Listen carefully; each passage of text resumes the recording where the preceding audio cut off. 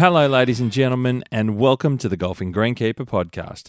My name is Steve Smith, and I'm your host, and I have a sensational, brand new segment of Dint Golf Solutions Walking the Fairways for you. Now, I know you're excited about it and getting another Dint Golf Solutions Walking the Fairways to you, where we hear all about the news of what's happening on golf courses around Australia and New Zealand, ladies and gentlemen. That's right. Now, it's wonderful to have Dint Golf Solutions as a partner of the Golfing Greenkeeper podcast, ladies and gentlemen, and they are a wonderful Australian family-owned company. And you've heard Adam and I talk on this part of the podcast, and we give you a bit of insight about some of the products and things that Dint have available for you to help you look after your golf course, either present your golf course better. They've got some wonderful course equipment, as we all know, some fantastic tools that are available to help you look after your golf course as well. So make sure you check out their website at dint.com.au. But here's something special. This is a special announcement that myself and Dint Golf Solutions are partnering with. We're bringing you a behind-the-scenes two-part podcast series of what it takes to prepare the composite course at the Royal Melbourne Golf Club for this year's Australian Open. That's right. We're doing a very special behind-the-scenes podcast series, and we're going to get some wonderful insight. We're talking to the people that will be working on the golf course, on the composite course, preparing for the 4 days of the tournament for this year's Men's Australian Open in 2025. You're going to have access and insight into the work that's going to go on behind the scenes. You're going to hear from the people that are leading the teams. You're going to hear from some of the volunteers. You're going to hear from all sorts of different people. We're putting this wonderful special series together, and I couldn't be more excited to be able to do it together with Dint Golf Solutions. Like I mentioned, they've been wonderful partners of the Golfing Greenkeeper podcast. You know who they are, and we're taking it to the next level with this special series. So, ladies and gentlemen, it's time to get you excited. The first round of the Men's Australian Open starts on December 4, on the Thursday, December 4, and we will be there. What we're doing for this special behind-the-scenes podcast series has never been done before, ladies and gentlemen. So it's a first, and we are absolutely jumping through hoops to bring you this insight. This special podcast series will be coming out sometime after the Open has taken place, as we have to put the conversations together that we will be having with everyone to create this podcast series. We're not broadcasting anything. We can't do that, so don't misunderstand me for what we're actually creating here. This is a deep inside look, a dedicated podcast series of just what it's like to prepare the Royal Melbourne Golf Club composite course for this year's Men's Australian Open. And I've got to tell you, it's incredibly exciting.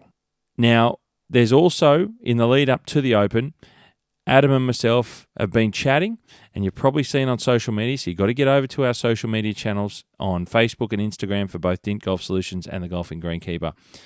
We've got a giveaway that we're going to be doing in the lead up to the Men's Australian Open, and the details of how to be involved with your chance to win some of the prizes that we'll be giving away is going to be done through our social media accounts on Instagram and Facebook. So a way to get you started here is you have to follow both Dint Golf Solutions and the Golfing Greenkeeper on Instagram and Facebook. Make sure you follow them. Make sure you stick to them, because that's where the next lot of information will be on how you can enter the competition to get involved for some giveaways that we've got. So Adam and I have worked together. We've got something to give away for you, ladies and gentlemen out there. So get over to our social media channels and make sure you follow them. But this is incredibly exciting, and I say we because it's a wonderful partnership for this one, a very special partnership. We are very excited to be bringing you this wonderful two-part podcast series. So it's going to be unbelievable to get out there and watch the Men's Australian Open. If you can't get to it on site, it's going to be broadcast out there as it always is, and this year is no different, and we've obviously got a fantastic field, headlined by some big Australian names, as we all know, along with a couple of internationals. You've got people like Cam Smith, Mark Leishman, Adam Scott's going to be there. We've got Rory McIlroy's coming in, Joaquin Niemann. There's just so many people that are involved this year. It's going to be a big one, and we're going to be down there recording for you behind the scenes on what it's going to be like to prepare the Royal. It's been 34 years, ladies and gentlemen, since Royal Melbourne has hosted the Men's Australian Open. So this is a special one on many fronts, and we are very, very excited. So make sure, I say it once again, make sure you follow Dint Golf Solutions on Instagram and Facebook, and make sure you're following me, the Golfing Greenkeeper, on Instagram and Facebook. Stay tuned to the social media, because there's going to be more information on them coming out soon on how you can get involved to win some of our giveaways. Now, with that in mind, I have to say I'm wishing everyone, Richard Forsyth, Director of Courses at Royal Melbourne Golf Club, and the entire team, which includes the men and women of the Royal Melbourne Golf Club course staff that are going to be preparing the composite course ready for the Australian Open, the Men's Australian Open, and the plethora of volunteers that are coming in from all over the place, some from other parts of the world, that are going to be involved in helping to prepare for the tournament as well. So I wish everyone involved who's going to be there, I wish you all the best. I look forward to seeing you down there and saying g'day, and we'll be chatting to a number of you, but I can't wait for this to happen. It's been a long time coming for Royal Melbourne. Everyone is excited. Everyone on course is excited. The membership's excited. I've got a feeling it's going to be one of the best men's Australian Opens we've had in a long time. So much reason to be excited. I'm wishing everyone on course the very best. Hopefully the weather works with you and you're able to deliver something that only Royal Melbourne can deliver to the Men's Australian Open. Very exciting time indeed. And now, without further ado, this is episode number 153.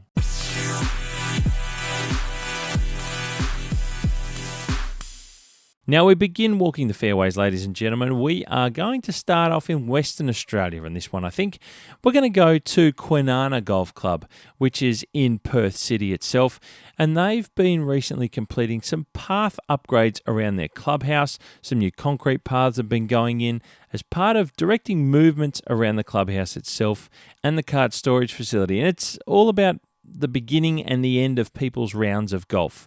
Now, these are minor improvements for the average person to think about, but these improvements are quite important for clubs that have lots of cart movements in concentrated areas.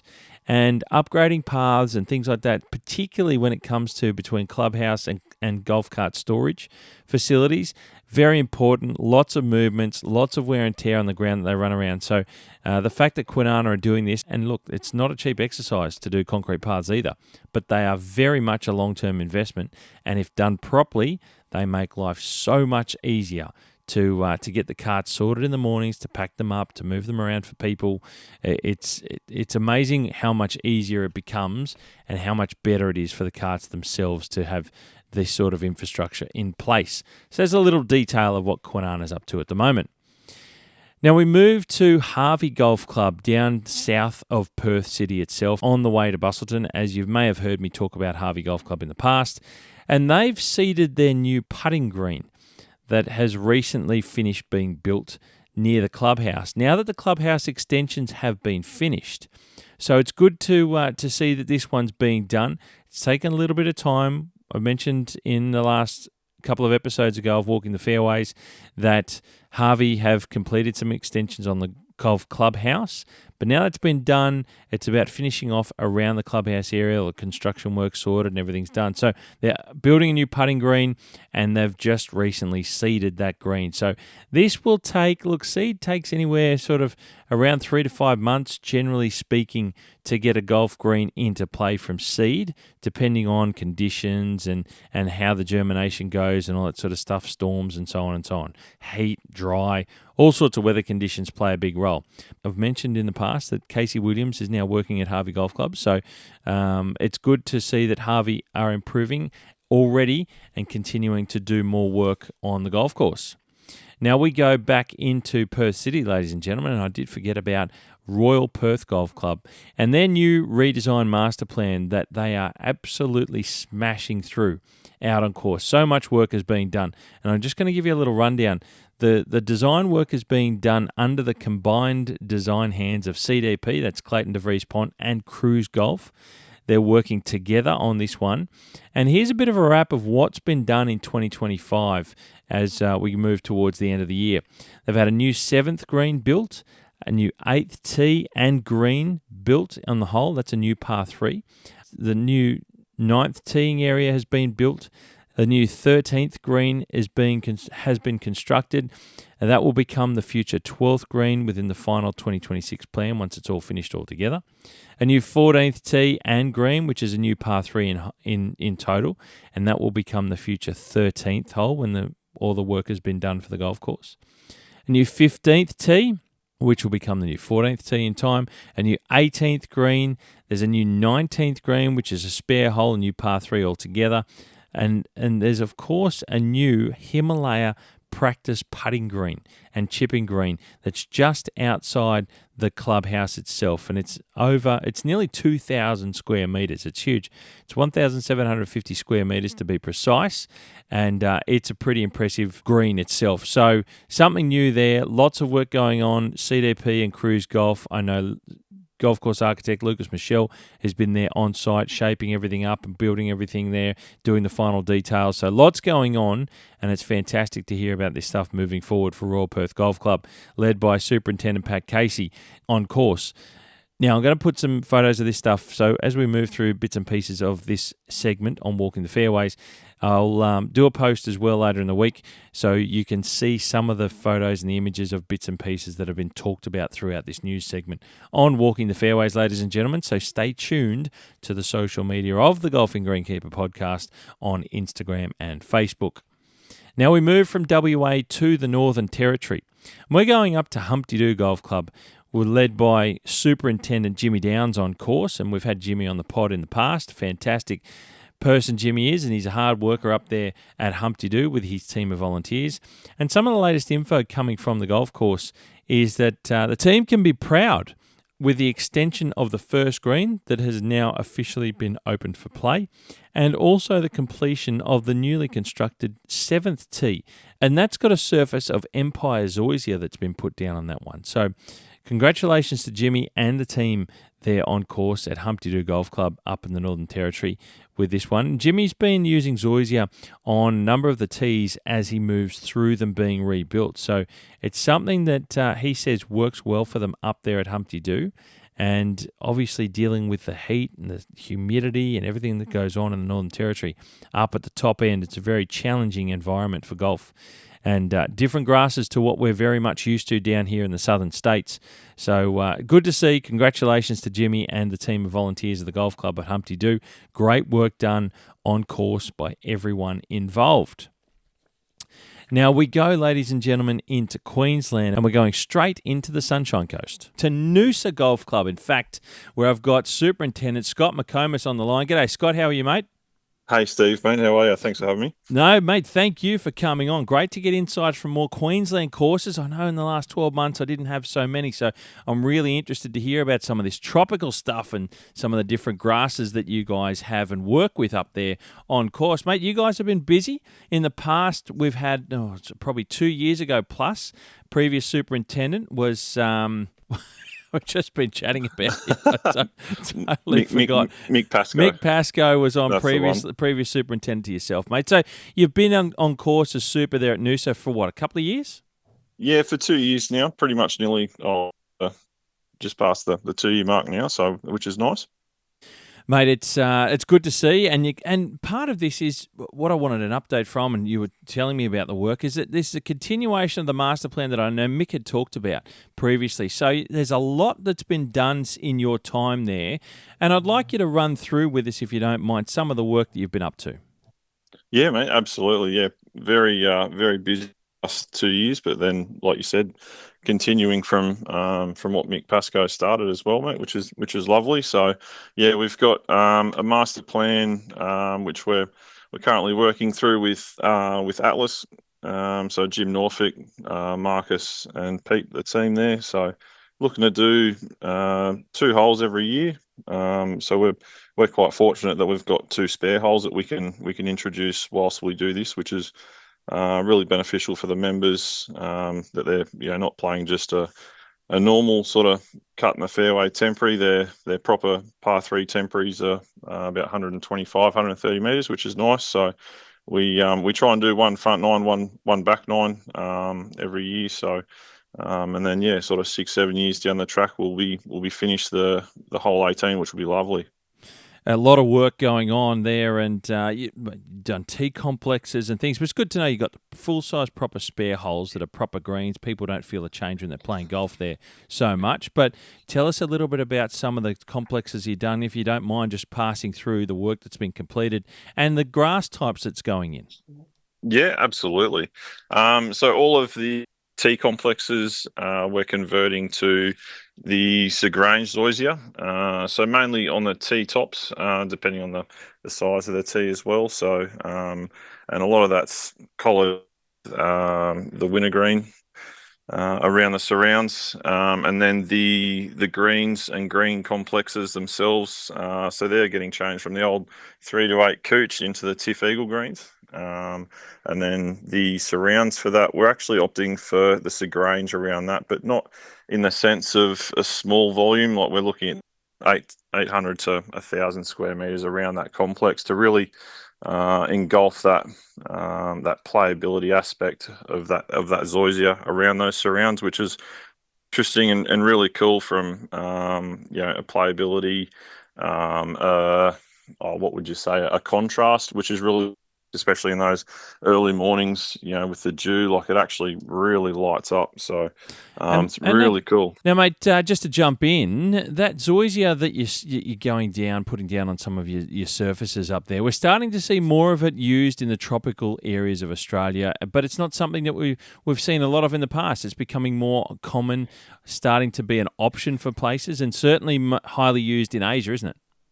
Yeah, definitely, mate. Definitely seeing a lot more use of it at the moment. I think a lot of the bunker maintenance has sort of probably sparked a lot of that as well. Like you see a lot of guys using it around bunker surrounds Oh, in the yes, T yep. complexes now as well. Just even that little, 5-10 minutes per hole that you're not, spending every single day on, it makes quite a difference. So, but for us, mate, we're a very subtropical sort of part of the world. In summer we do relate to that Asian climate in a way. So Yep. it's very unique and very sort of receptive to what we have on the ground. So it's definitely performing well for us at the moment, which is great to see. So definitely a lot of other guys are starting to introduce it and use it more widely as well, which is great to see. How does, from a playability perspective, I'm a little bit curious how it goes as a different, from what I gather, and I've only heard, I've never seen it myself, but it's certainly more, is it meant to be more bouncy and a bit firmer than, say, the Cooch surfaces? Is that right? Yeah, in some respects it is. Okay. In other respects of where it may be surrounding a bunker edge, it may not be. But we renovate it like our cooch surfaces as well. We dust it. We mow it. At the moment we're at 10 mil. So Yeah, right. it is quite nice and tight. Our demographic, do like that odd bump and run, Yep. Yep. which does suit them as well. But yeah, it depends on probably whereabouts it is. Like we do have a few undulations in our new complexes as well, so they can use that to their advantage as well with that little bump and run. But then, if you have a shot from say 100 meters out, some of the lower markers might have too much jazz on it, we'll call it. And they do sort of they do tend to pull up short sometimes, but then you might get the luck of the bounce, and it may be in their favour as well. For sure. It's these are the parts of the course that matter for players to understand the turf surfaces, and one of the things we like to give an insight about what's happening on certain golf courses, which is fantastic, mate. I see you're doing work on your bunkers as well, and I do remember that part of the conversation with Mick previously. Your bunkers, you're continuing to improve. New bunker liners, you're doing things properly, but you've got some interesting work being done with some synthetic edging, is that right? Yeah, we do. We've gone we've gone a double edge here. We've gone the eco bunker, but then we've also gone with the Durachrome lining as well. So we've sort of really heavily emphasised that bunker maintenance. But I've found that this one's last year with our wet season, it was 2.5 meters of rain, and there was a few of those bunkers that we barely had to touch, which was great. It's you do get a lot of rain. It's like a waterfall up there in Yeah, summertime at times. So, yeah, so you've got to absolutely. build your bunkers properly and getting proper drainage. These modern bunker lining products and even the edging, the synthetic turf edging. And there's a number of different products around for all these different applications. But generally speaking, to do them properly, build them from the ground up in a modern way that allows for minimal maintenance and recovery after these heavy downpours. It's important at a place like Noosa, isn't it?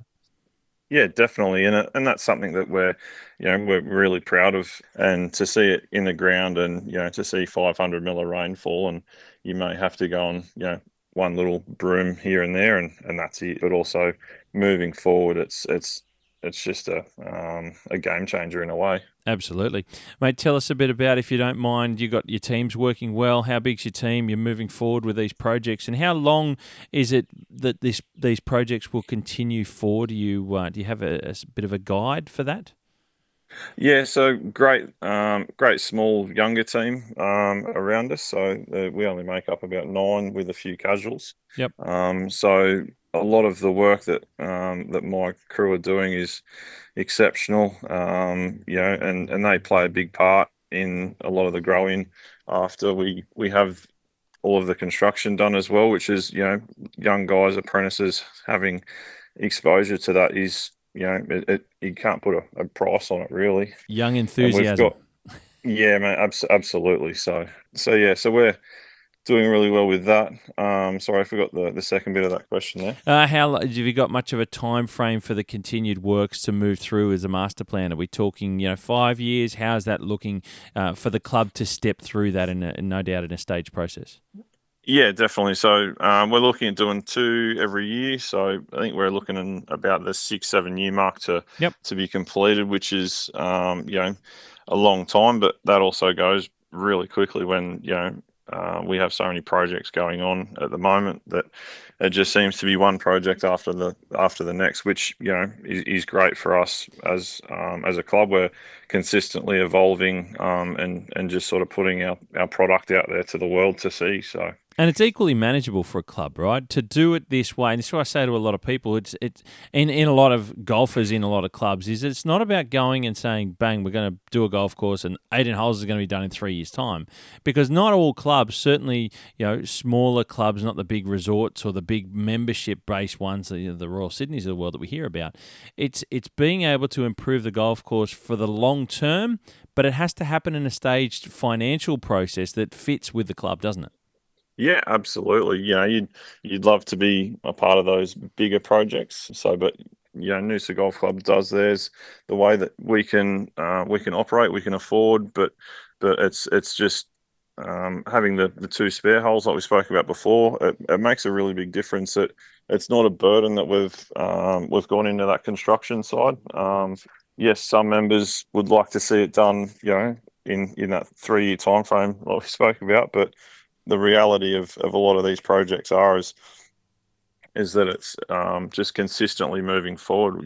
We are doing those every year, and every time a lot of our seasonal members come up from Melbourne, Sydney, even as far as New Zealand every year Wow. for the winter. They do like to escape the winters of of down south and across the Absolutely. sea. That every time they come across, oh, what one are we doing next? What one are we doing next? A lot of the ones that we do and then reopen the next time they're here is really exciting to see. So Fantastic. it's always something good to look forward to. It's really exciting. And it's a different type of golf, even though it's still the sport of golf. Tropical golf in Queensland is different to those southern states. It's different to the parts of New Zealand as well with those grass types we talked about.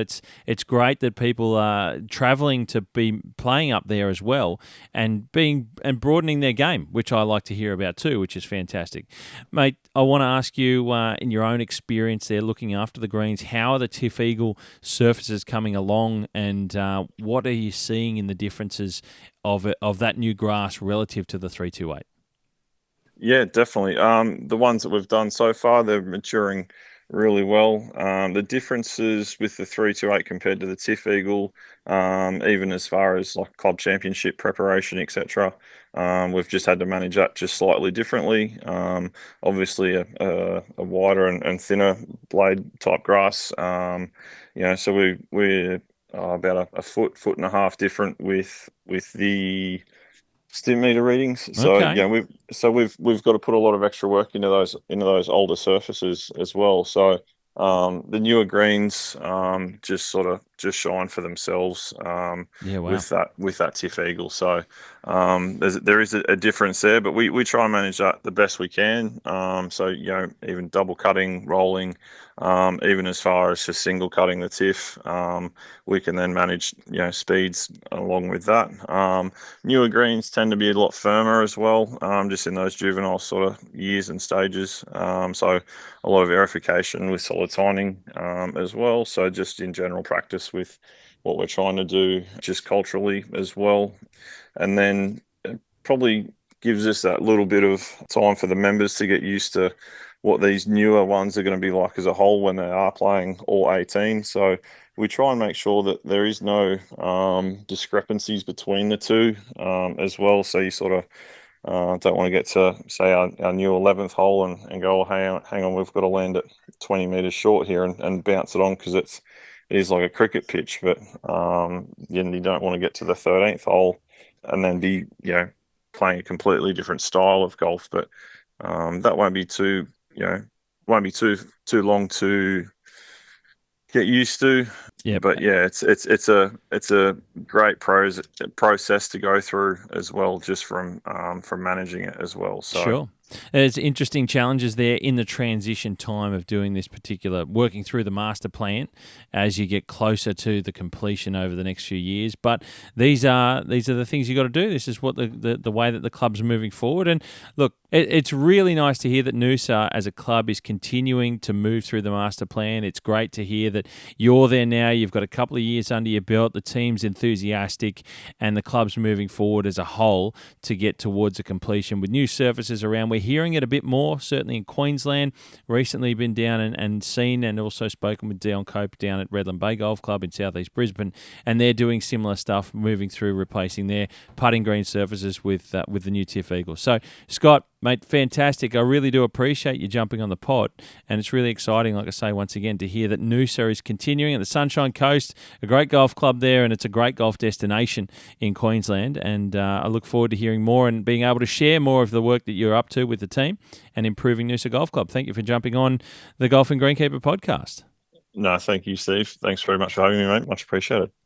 Now, on the back of Noosa, chatting there with Scott McComas, not far away at Mount Coolum Golf Club, they've recently had some new drainage installed to a soft and wet approach of their 15th green. Now, they're using a very particular type of drainage system here that they've installed, and it has worked very well for this area of the golf course. It's dried it out very well and very good for golf, making it firmer and much more playable. This was a bit of a problem area for the team on course at Mount Coolum Golf Club, and a great improvement to the course overall. Now we go a little bit further north, ladies and gentlemen, to Bundaberg Golf Club, and that's about 4.5 hours north of Brisbane City. Now, Bundaberg Golf Club have recently rebuilt their 12th tee and have now laid down brand new turf and are beginning to grow it in. So, good stuff happening at Bundaberg Golf Club. I've not mentioned Bundaberg Golf Club in the past before, and of course we know Bundaberg is famous for a couple of beverages, Bundaberg brand and Bundaberg ginger beer and also Bundaberg rum. It's a sugar capital, basically, of Australia, is essentially how it's known. And that's why we get some of those wonderful homegrown Aussie products from Bundaberg under the Bundaberg brand. But good stuff happening there at Bundaberg on course. And when I heard about this one, I thought it was worth a mention. Good to talk about some of the regional golf courses outside the southeastern corner of Queensland, so getting further afield, but a brand new 12th tee that's been laid down and is now growing in at Bundaberg Golf Club. Now, ladies and gentlemen, we go into Brisbane City, and we're going to go to Indooroopilly Golf Club, and their new greens as part of their resurfacing program on the Cootha course, the 7th, 8th, 9th, and spare greens. There's reports they're brand new TifEagle greens that are being put in, and reports are that it's all growing in very well. Now, the plan here for the golf club is to have these greens ready and open for play on course, so 7, 8 and 9, to be ready and open for play towards the end of the year. And all things being equal, of course, we don't want to put the mocker on them. But course manager Ben Grilovich and his team have been working hard to get this on track and to keep everything on track for an opening later this year. It's great to hear from Indooroopilly Golf Club as they continue to make improvements to their 36-hole facility along the banks of the Brisbane River there in Brisbane. Now we continue east from Indooroopilly along the Brisbane River, and we're going to Royal Queensland Golf Club, the famed Royal Queensland Golf Club that is host of the Men's Australian PGA. And work has commenced by OCM, that's Ogilvy, Cocking and Mead, the design firm, on the new short course for Royal Queensland, which is on the eastern side of the Gateway Bridge. Very exciting for the club and its membership. Some pretty cool holes coming to RQ on this short course, so it's great to finally see a start to the construction side of things, and this is all in readiness as part of a build towards the RQ being the host golf club for the Olympics in 2032 there in Brisbane. So good to see this work happen. It's been talked about for a little while now, and some of the videos and imagery of this new short course by OCM have been floating around, and I've posted some stuff in the past, ladies and gentlemen. So it's looking really cool. There's some really funky little holes there, and it will be a great addition to the fantastic Royal Queensland Golf Club. Now, here's a genuine regional story, ladies and gentlemen, and I'm going to talk about Dysart Golf Club, and I think that's how you pronounce it. Now, Dysart is a small regional township that was established in 1973. It's essentially a mining town for the nearby coal mine, and it's an extremely large coal mine, I might add. Dysart is located itself about 250 kilometres southwest of Mackay, and they've recently completed work from a government grant that they received, including improvements to their clubhouse and golf course. Now, the course improvements that were done were to the irrigation system, where they were able to install fairway irrigation to their two largest holes that happened to be par fives, a couple of par fives, that they were unable to complete a number of years ago. And they've also been able to install a new main line. Now, this is fantastic. It's great work, and it's great to hear about a regional community club like Dysart Golf Club that receives some financial government assistance to improve their facilities, and they're the beating heart and the beating hub of these regional townships. It's not a very big town at all, Dysart, but these are some of the recreational opportunities that are available to those, particularly people that work in the mines in a very tough environment in regional Queensland. So a shout out to Dysart Golf Club for something different. And when I heard that story, I thought it was worth sharing with you, ladies and gentlemen. So congratulations to everyone involved at Dysart Golf Club. Now we go into New South Wales, ladies and gentlemen, and we've got some award recipients that I want to mention. And I'll start off with the New South Wales Golf Course Superintendents Association Awards that were presented a few weeks ago. And the first one was to David Stone from Pymble Golf Club, who took out the award for Superintendent of the Year. The next award was awarded to Steve Kazarinski from New South Wales Golf Club for the Assistant Superintendent of the Year. The Outstanding Achievement Award went to Rob Sane, Superintendent from Monash Country Club, and the Environment Award went to Greg Steins from Nelson Bay Golf Club. There was a number of other awards presented on the night, but the ones that I'd like to also mention that were outside the New South Wales Golf Course Supers Association was that from Golf Management Australia for the state of New South Wales, and Employee of the Year Award went to guest of the podcast most recently, Superintendent Craig G from Duntry League Golf Club. So congratulations to Craig, and that's a big award to win through the Golf Managers Association. And there was also a couple of awards handed out from Golf New South Wales, and that was for Country Club of the Year, or as I call it also, Regional Club of the Year, so we don't get confused with club names. And that went to Fairbairn Golf Club, which is located right next door to Canberra Airport down there in the ACT. And the Metropolitan Golf Club of the Year went to Roseville Golf Club in Sydney on the North Shore.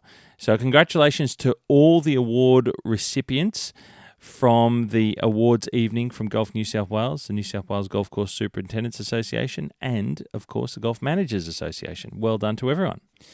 We move up north, ladies and gentlemen, to Merewether Golf Club near Newcastle, north of Sydney. It's about a couple of hours north of Sydney drive.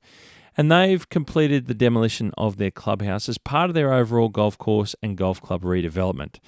Now, the routing changes have now also been made to the golf course, some of the temporary changes with some temporary greens, as they work towards beginning construction of their new clubhouse and the new retirement village development that's happening as part of all this project. Now, as a short recap, the course is being redesigned as part of this retirement development. So this is the beginning of the temporary course changes as they redevelop the golf course and the clubhouse in the process of this new retirement village. It's a big deal here for Merewether Golf Club and something that's going to take a number of years to complete. But I'm sure, absolutely certain, that the membership are all looking forward to getting through this process. Look, there's a lot of pain in a redevelopment of this magnitude, ladies and gentlemen. There's no easy way around it. But this is basically securing the long-term future of Merewether Golf Club, and it's a deal that they've engaged into.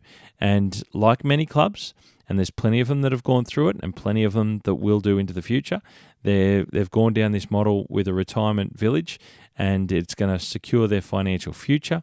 They're going to get a lot of new things out of it, and it's going to be very interesting to see how it all turns out at the back end and the new golf course that they're going to have to play with when it's all done and dusted. So things are happening at Merewether. Now we go not too far from Merewether, but just on the north side of the Hunter River to the north of Newcastle, into Newcastle Golf Club itself. And they are smashing into their new golf course works under the design hand of Harrison Golf. But on top of that, there is the grasses of their new greens. Now, they've got a new Pure Distinction bent grass nursery green that is coming along very well indeed as they get right into the construction of the golf course. Now, we hear about Pure Distinction bent grass a lot, and here is another golf course that will be using it on their newly built greens very, very soon. This build for Newcastle, it's one that's been talked about for a long time, a very long time, in fact. And like most of these projects, they take years and years and years to get everything sorted, dot all the I's, cross all the T's to a point where construction can start. It's taken a long time, but Newcastle are absolutely getting stuck into it. So look forward to seeing this one, and I have seen some plans for what's happening at Newcastle. It was a wonderful layout before. The key parts of the golf course are staying. They're only losing the lesser quality parts of the course, if I can say it that way, the last three holes, 16, 17, 18.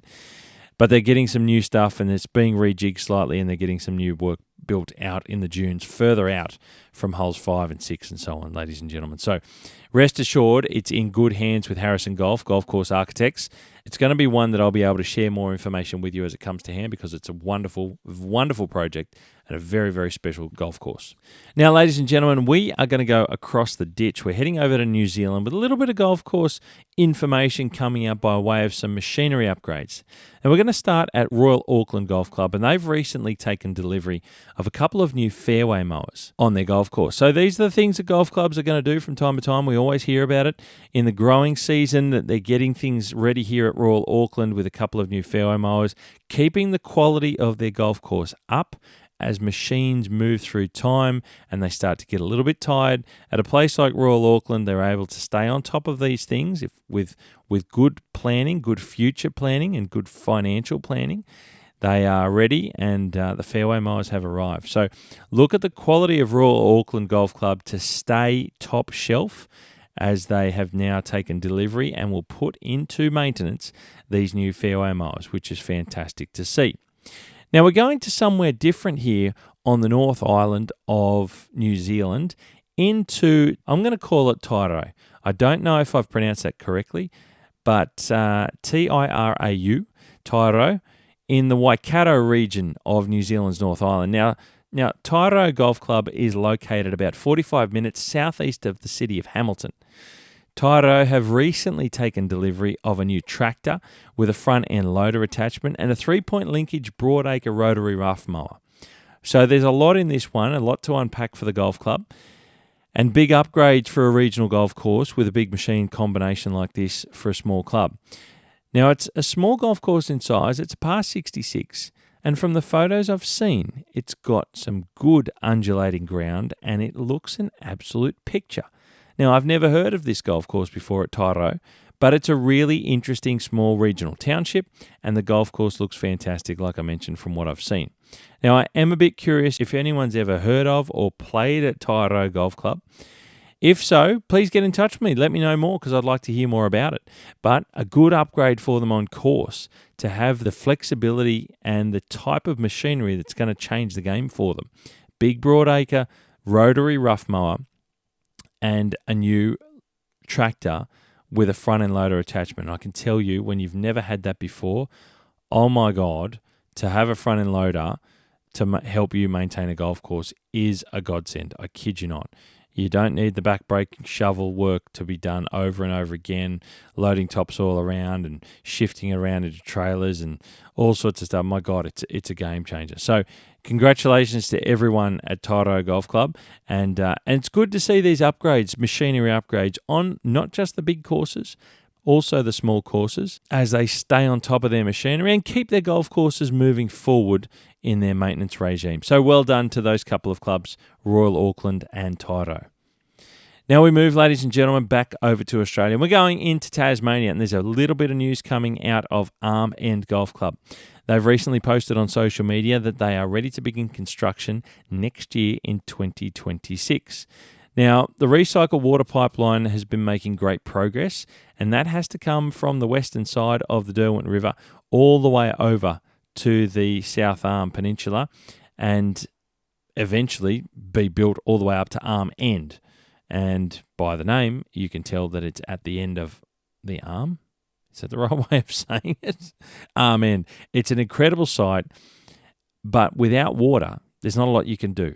And this has been one of the challenges for the site, is working through all the regulatory bodies to get this pipeline approved. They've got to work through with some of the private property owners to get it through, to get to where it needs to, all the way to the golf course. And it's not just for the golf course. The pipeline is also servicing the South Arm Peninsula as well. So there's lots happening, and there's lots that has hinged on this pipeline project. And that's why it's taken so long. But as things change and as the project will now be able to fire up a lot more, when the pipeline's done, they're talking about construction beginning in 2026. So you can't do much without water when it comes to building and growing in a golf course, ladies and gentlemen. It does have to be done first, and that has been the linchpin about this project. So I'll be able to hopefully share more with you about Arm End very soon as we hear more about it. Now we go to Northwest Bay Golf Club, ladies and gentlemen, just to the south of Hobart City itself, and they've recently taken delivery of a new greens roller. A good upgrade here at Northwest Bay Golf Club, and it's a way to keep improving the quality of the greens on their golf course with a new roller. There's nothing worse than waiting for machines to break down. So Northwest Bay are thinking ahead, and like I mentioned, with those couple of courses in New Zealand, they are upgrading their machinery so they can keep improving the quality of their golf course. So well done to Northwest Bay Golf Club. Now we go to the north of Tasmania into Launceston Golf Club, and they've been doing some work on their golf course with some new tees being built on the par 3 13th hole and also the par 4 3rd hole. Well done to Launceston Golf Club getting stuck into some of these improvements on course.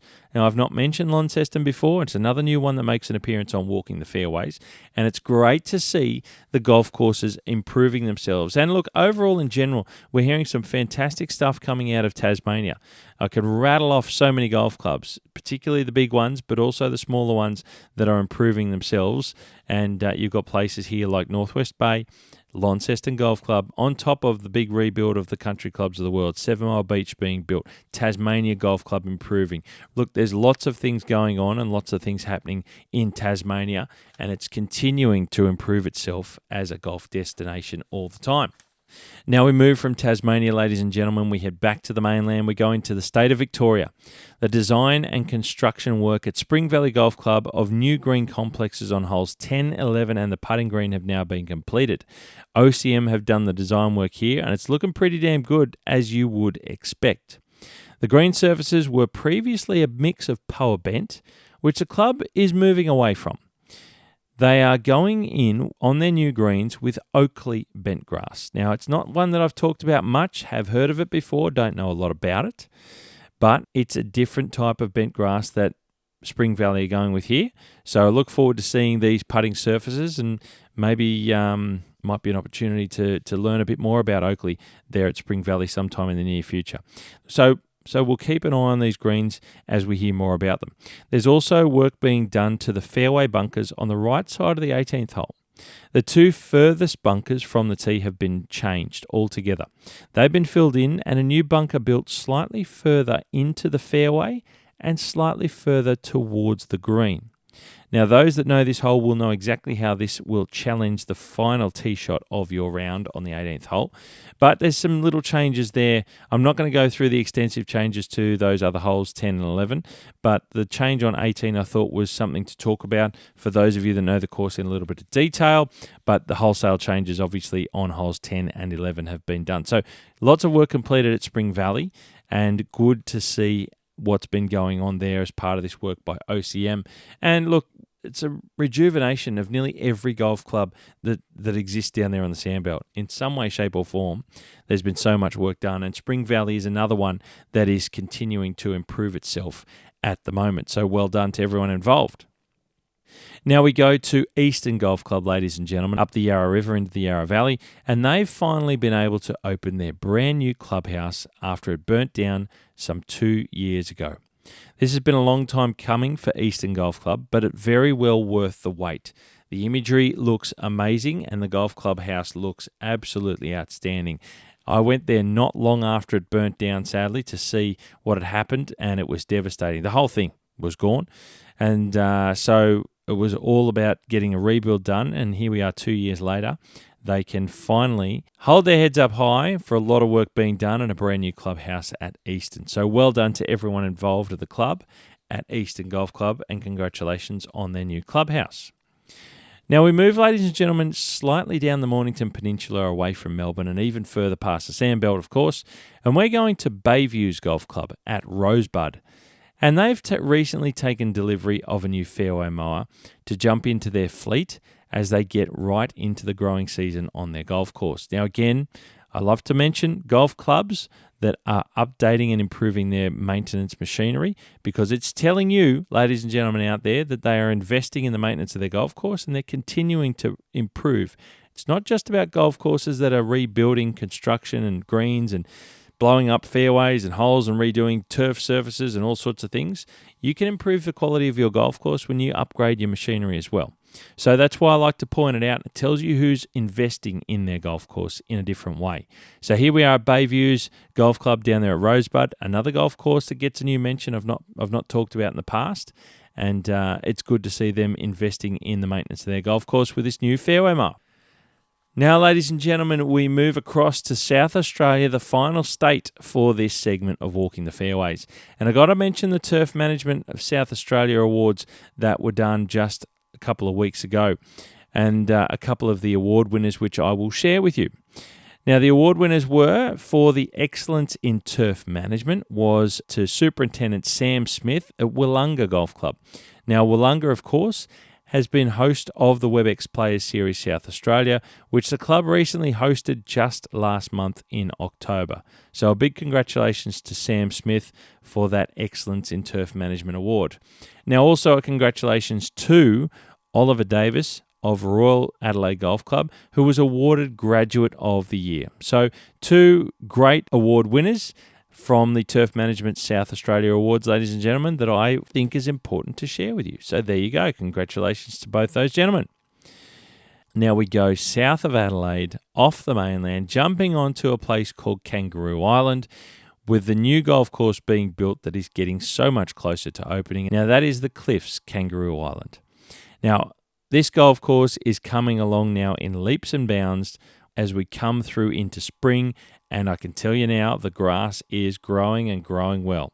Lots of amazing photos of the golf course are starting to emerge, and it is absolutely looking incredible. I'll share some photos on social media from the Cliffs Kangaroo Island and their social media pages, but it's rest assured this is going to be outstanding. Talked about it a bit in the past. I'm hoping to have some more to talk about in the future, but as we get closer, there's word is that 2026 is the year that they will be opening for play. So we'll keep an eye on things, and I'll keep my ear to the ground. But I've got something that I'm working on to hopefully bring you very, very soon, ladies and gentlemen, from the Cliffs at Kangaroo Island. So stay tuned. Now, a couple of superintendent appointments that I wanted to mention to you. And this one comes from Harvey Golf Club over in WA that I talked about earlier. And that is I've got to mention the recent retirement of Superintendent Terry Bilston. Terry has finished up and called time on his role as superintendent there at Harvey Golf Club. And the big news is that the club have officially selected young Casey Williams, who I've had on the pod. Casey Williams, she will be the new superintendent of Harvey Golf Club. What a rise for Casey. And as you know, like I mentioned, she was a past guest only recently on Keeper of the Greens. And it's an incredible opportunity for her leading the team at Harvey Golf Club. So a big congratulations from me to Casey. And this is fantastic to see a young female in our industry over in WA that she's not long ago completed her time. She's got an opportunity to start over at Harvey at a new golf club, and now she's been given the keys to lead the team on course at Harvey Golf Club. Casey is absolutely full of beans about her career as a greenkeeper and now as a superintendent. I can tell you that she is going to give it her all, and she will do an absolutely fantastic job at Harvey Golf Club as a superintendent. I look forward to following her career. Clearly, the club have said that you're the person that we want to step up to the role. So congratulations to Casey, and I know there's going to be lots of people that will be congratulating her as well. What a wonderful appointment. Now, the other bit of news, superintendent appointment that I've got to share with you, ladies and gentlemen, is of the Cliffs at Kangaroo Island. And they have recently announced that Ian Moores has accepted the role to be their new superintendent on course. This is another exciting part, as I mentioned, to the Cliffs as they get closer to opening. It's a real big point in the golf course as we hear that Ian is now the superintendent and is soon to start down there on course at the Cliffs at Kangaroo Island. So, like I mentioned, more news to come about this one. I'm working on something to share with you, but all these jigsaw pieces of the puzzle are really starting to ramp up, and all the final pieces are being put into place so that this golf course will be open, and when it comes to opening, it's going to open with a bang. Very exciting project, and another very special golf course that's being built right here in Australia, and in particular this one in South Australia, not far from Adelaide. And that, ladies and gentlemen, is a wrap-up of another segment of Dint Golf Solutions Walking the Fairways. I hope you took a few things out of that. There's lots happening around the place, and a particular thank you to Superintendent Scott McComas from Noosa Golf Club for jumping on board and giving everyone an update of just what's happening up there on the Sunshine Coast at Noosa Golf Club. Always good to hear right from inside the golf clubs just what's happening to give you the right information and an update of what's going on. Now, don't forget to reach out to me, ladies and gentlemen, on social media. You can do that through Facebook, through Instagram, or through LinkedIn. Send me direct messages or comments, or you can simply send me an email to thegolfinggreenkeeper@gmail.com. If you or your club want to share what you're up to and how you're improving your golf course, no matter where you are in Australia or New Zealand. Small club or big, it doesn't matter. I'm here to share how you're improving and what you're doing to make your course better for all the golfers out there that love to enjoy playing the game of golf. There's going to be lots of clickables in the show notes, ladies and gentlemen, as always, so please make sure you check them out to go to bits of information, photos, and all sorts of things you can get some extra information from by clicking straight on it. It's all there for you in the show notes. A big thank you to partners Dint Golf Solutions for being involved with Walking the Fairways. So make sure you check out their website at dint.com.au for all their products available, and make sure you follow them, of course, on social media. They'll keep you up to date with some of their fantastic products available. If you're not sure what they look like or what they have available and their capabilities are to help you with certain parts of your golf course in terms of presentation, or even some of the equipment that they have to help you do your job better on course. So follow them on social media. You can find them on Facebook or Instagram. On Facebook, they're at Dint Golf Solutions, and on Instagram, it's simply dint.golf.solutions. You can certainly get a good look at all the things that they have available. They've got different videos and photos and things that showcase a lot of what they have on offer and just where their products are going into some of the wonderful golf clubs right around Australia and New Zealand, and indeed around the world, actually, ladies and gentlemen. So check them out, dint.com.au. That's it for another segment of Dint Golf Solutions Walking the Fairways. You hit them clean, we'll keep them green, and I'll catch up with you very soon.